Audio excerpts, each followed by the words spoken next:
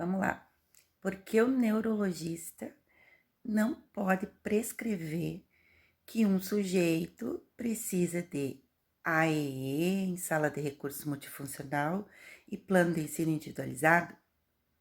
Bora conversar sobre isso. Gente, isso daqui não é uma oposição, não é uma postura de enfrentamento, nada disso. A gente precisa conversar sobre isso, debater e compreender que existem funções diferenciadas de cada profissional.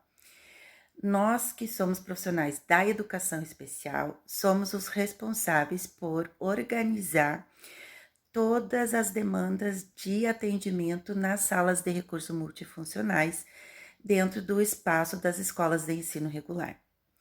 Então, essa é uma função e é uma competência nossa da educação especial. Quando o neurologista coloca isso na sua prescrição médica, na sua avaliação médica de um sujeito, a voz do médico na nossa sociedade brasileira, ela costuma ter mais valor do que aquilo que o educador, o professor coloca. Então, como o educador especial trabalha numa perspectiva de inclusão dentro da escola, os professores dessa escola, que trabalham junto com o educador especial, vão fazer uma cobrança para o educador especial e também as famílias desses sujeitos, né, que estão sendo avaliados, também vão fazer uma cobrança da educação especial, sendo que quem organiza, quem sabe das demandas da educação especial é o educador especial e não o médico. Mas a voz que fala mais alto, a voz que tem mais valor nesse contexto, se o educador especial diz que não, esse sujeito não tem atendimento educacional especializado, não tem apoio em sala de recursos, e o médico diz que ele precisa, qual é a voz que vai ter mais força e mais valor e quem é que vai ser mais cobrado nesse contexto? Com o tempo eu aprendi, lá no início da minha carreira profissional, eu colocava que aquela criança que estava num processo avaliativo na educação especial na escola, ela precisava de uma avaliação médica. Mas eu acho que eu colocava o termo exame, precisa de exames com neurologista, com especialista na fono e tudo mais. Às vezes eu ainda penso assim, será que eu coloco que precisa de audiometria? Porque essa não é a minha função. Essa é a função do fonoaudiólogo, né?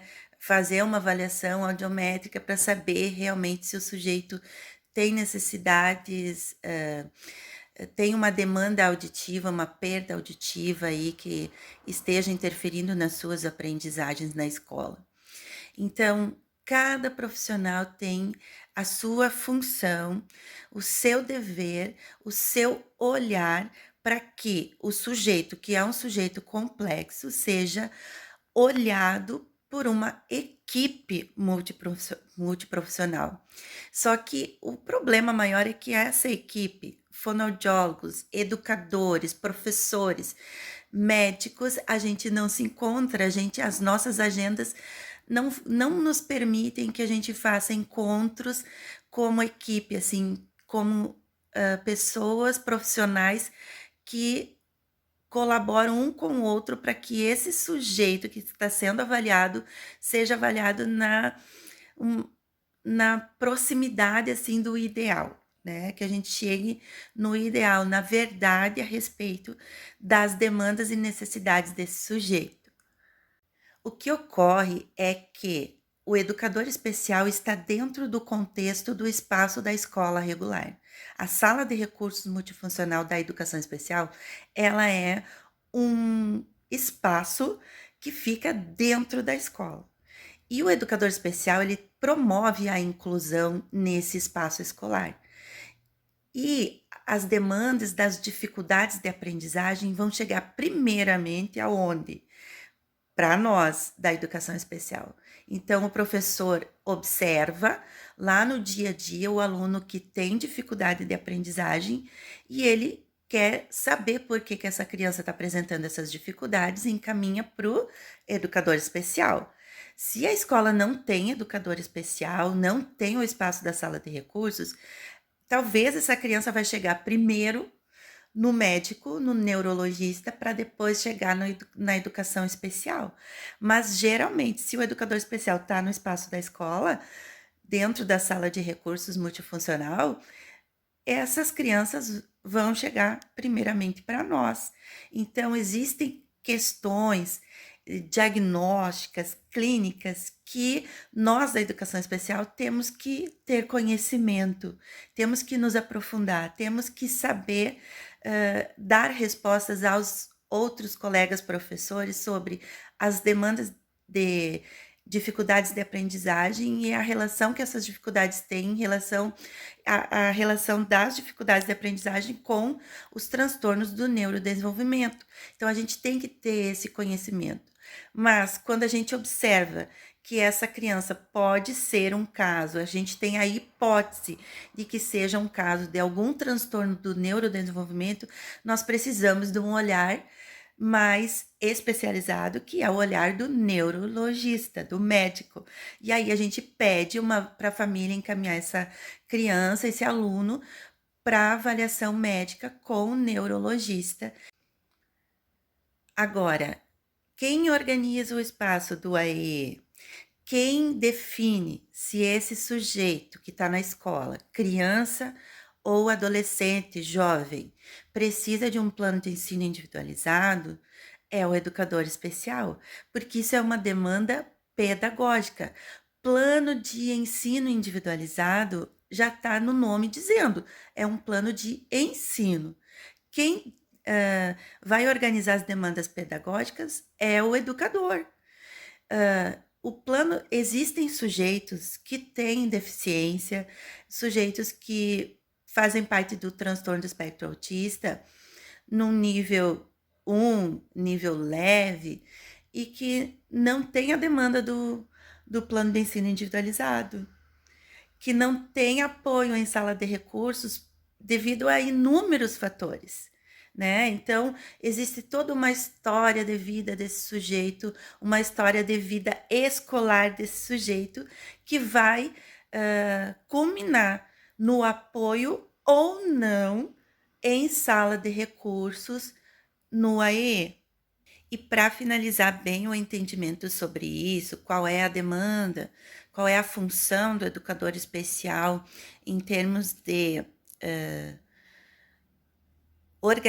organicidade, né, da sala de recursos, dos atendimentos na sala de recursos, nós precisamos ter um entendimento bem importante sobre a função do educador especial, que é, nós fazemos um trabalho de complementaridade ao trabalho pedagógico que é realizado pelos professores nas turmas.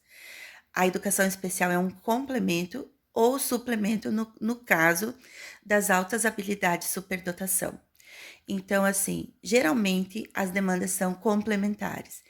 E as pessoas, público-alvo da educação especial, não são obrigadas a participar desse atendimento. Existe muita resistência, muitas vezes em razão de um transtorno opositor desafiante, o TOD.